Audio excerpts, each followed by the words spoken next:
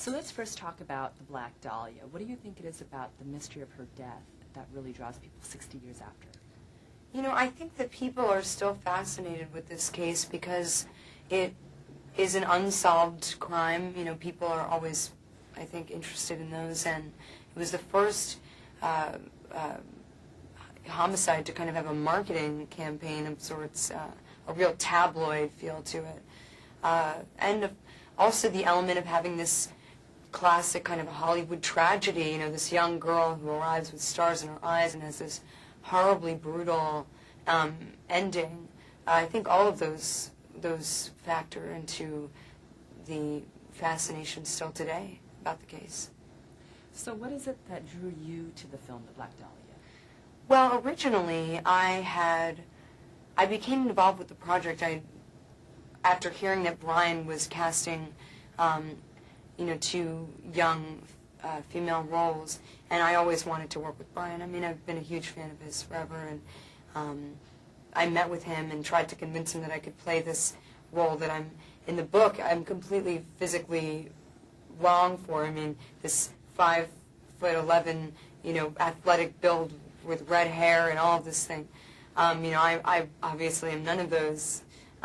So it was, but it was interesting to meet with Brian and just say, look, I swear I'll be able to get the essence of the character if you could just see past the height difference, you know.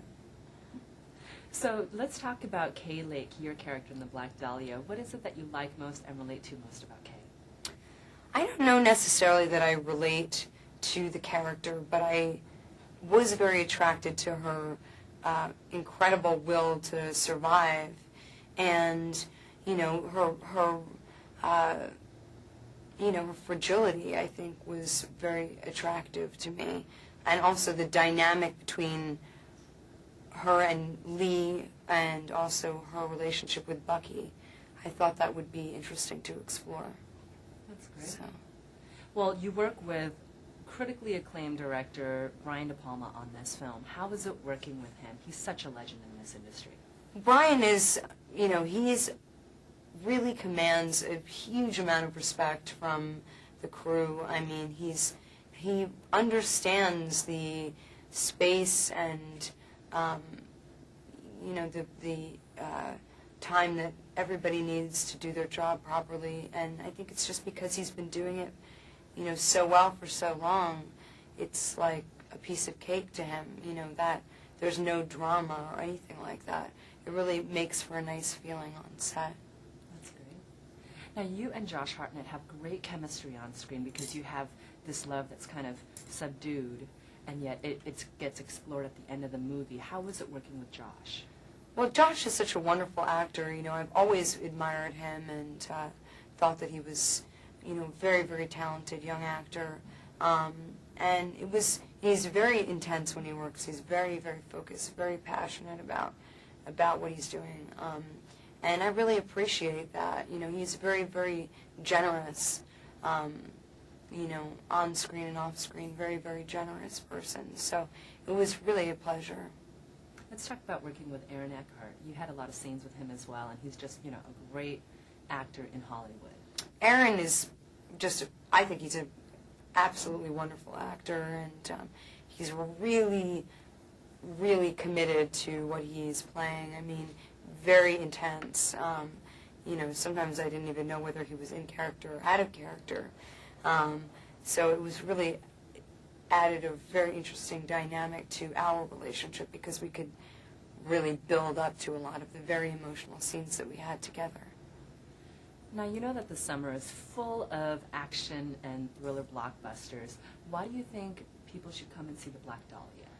Well, I think that, you know, I mean, The Black Dahlia is a classic Brian De Palma film, and, you know, I don't believe necessarily that films are supposed to deliver messages or anything like that.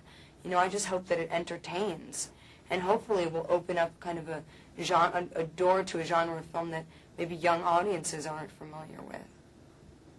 Being a young audience goer, what was one of your favorite scenes in The Black Dahlia? Well, I absolutely love the boxing scene. I think that's one of my favorites. That whole sequence, I think, is is really great. And I also think, there's a wonderful scene where Aaron is kind of losing it, and he's, I'm throwing all of his stuff off the balcony, and in that moment there's a really, really interesting, really see the dynamic between all three of our characters and kind of the triangle that we have then. So those are probably two of my favorites. That's great. Well, what was one of your favorite scenes to shoot? What was one of the most exciting ones that you remember really well? I liked shooting the New Year's Eve scene a lot because I had the most fabulous dress, and I just had a fun day, kind of dancing and celebrating while everybody else was working. I was having a grand old time, so that was one of my fondest memories of one of the scenes. Now, your dress in New Year's Eve was just absolutely beautiful, but did you just love your costumes and hats throughout the whole movie? The costumes were phenomenal. I mean, Jenny Bevan did an incredible job making, she built a bunch of suits for me and dresses, and fortunately I can kind of slip into a lot of the vintage pieces from that time, like a couple of robes that I wear and pajamas and things like that. So it was, just great to go to work every day and think, what am I going to wear today, and what jewelry am I going to pair that with, That's great. Well, thank you so much for your time, Scarlett. It's such a pleasure. Thank you.